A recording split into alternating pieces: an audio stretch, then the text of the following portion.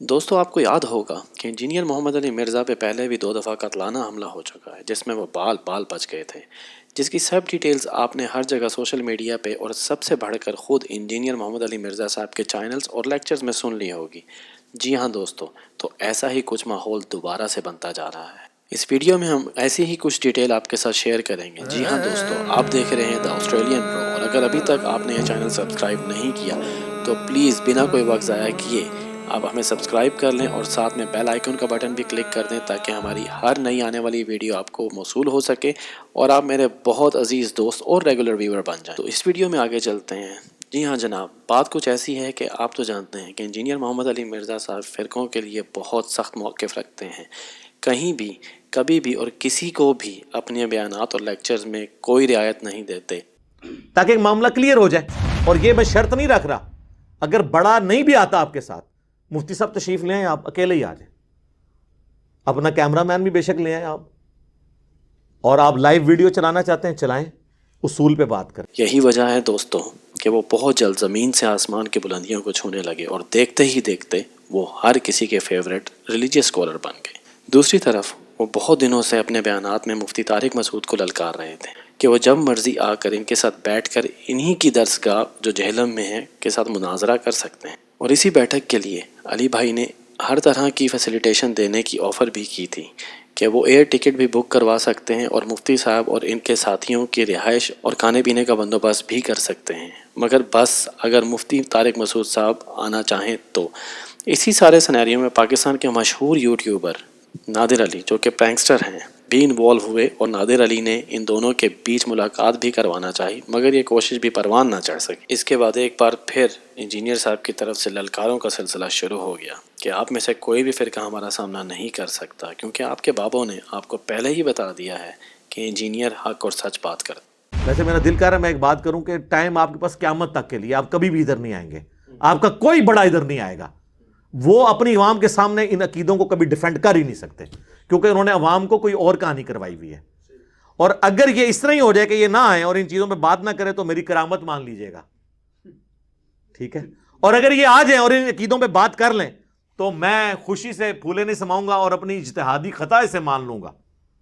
مجھے تو یہی چاہیے کہ آئیں، ویڈیو ریکارڈ ہو، لائیو چلے، تو حق کا حق ہونا، باطل کا باطل ہونا سامنے آ جائے انشاءاللہ۔ چنانچہ اپنے ایک بیان میں مفتی طارق مسعود صاحب نے کہا کہ اب میں سوچ رہا ہوں کہ میں چلا ہی جاؤں جہلم انجینئر محمد علی صاحب کے ساتھ مناظرہ کرنے کے لیے، جس بات کو پکڑ کے ایک بار پھر انجینئر صاحب نے مفتی صاحب کو جھوٹا کہا۔ بہرحال اس سب کے بعد مفتی طارق مسعود صاحب اپنے سب کے سب کام چھوڑ کر اپنی مصروفیات زندگی کو ترک کر کے جہلم پہنچ گئے، جہاں پہنچتے ہی انہوں نے اپنا ایک ویڈیو کلپ ریکارڈ کروایا۔ بسم اللہ الرحمن الرحیم۔ آج 5 اکتوبر 2021 میں اس وقت جہلم میں ہوں۔ آپ جہلم کا مشہور چوک دیکھ سکتے ہیں، اور میرا یہ زندگی میں پہلا سفر ہے جہلم کا، اور اس کا بنیادی مقصد انجینئر علی مرزا صاحب سے بالمشافہ بات چیت ہے۔ میں انجینئر صاحب کے سامنے بیٹھوں گا انشاءاللہ، اور 1.5 گھنٹہ ہم المحنت علی المفنت کے ان عقیدوں پہ بات کریں گے جن کے بارے میں انجینئر صاحب بہت عرصے سے یہ دعویٰ کر رہے ہیں کہ یہ عقیدے قرآن و سنت کے خلاف ہیں، اور کوئی بھی میرے سامنے ان مسائل پہ بیٹھ کے بات چیت نہیں کر سکتا۔ تو میں انجینئر صاحب کو یہ پیغام دینا چاہتا ہوں کہ میں جہلم آ چکا ہوں، ان عقائد پر جو 3 عقائد آپ نے ہائی لائٹ کیے، ان 3 عقائد پر آپ سے انشاءاللہ میں 1.5 گھنٹہ بات چیت کروں گا، اور پھر انشاءاللہ 1.5 گھنٹہ ہم آپ نے جو قرآن و سنت میں تحریفات کی ہیں، اور خاص صحابہ کرام جن میں حضرت معاویہ رضی اللہ تعالیٰ عنہ سر فہرست ہیں، ان پہ جو آپ نے الزامات لگائے ہیں، تو انشاءاللہ پھر ہم 1.5 گھنٹہ ان ٹاپک پہ بھی بات کریں گے۔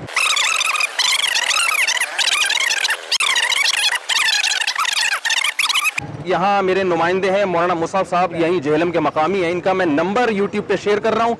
تو انجینئر صاحب خود یا ان کا کوئی نمائندہ اس نمبر پہ بات کر کے ان سے بیٹھ کے طے کر لے،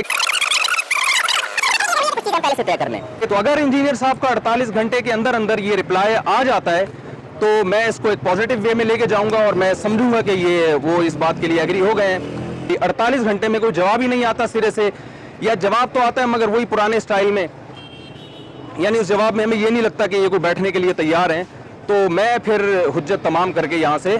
جہاں مرضی جاؤں، کراچی واپس جاؤں، اسلام آباد جاؤں، چترال جاؤں، گلگت جاؤں، وہ پھر پاکستان سارا ہمارا ہے انشاءاللہ۔ جی ہاں، اور 48 گھنٹے جب پورے ہوئے اور انجینئر صاحب کی طرف سے کوئی جواب نہ ملا تو مفتی طارق مسعود صاحب نے اپنے تمام فالوورز کے لیے اور انجینئر محمد علی مرزا صاحب کے تمام فالوورز کے لیے ایک الوداعی کلپ دوبارہ سے ریکارڈ کروایا۔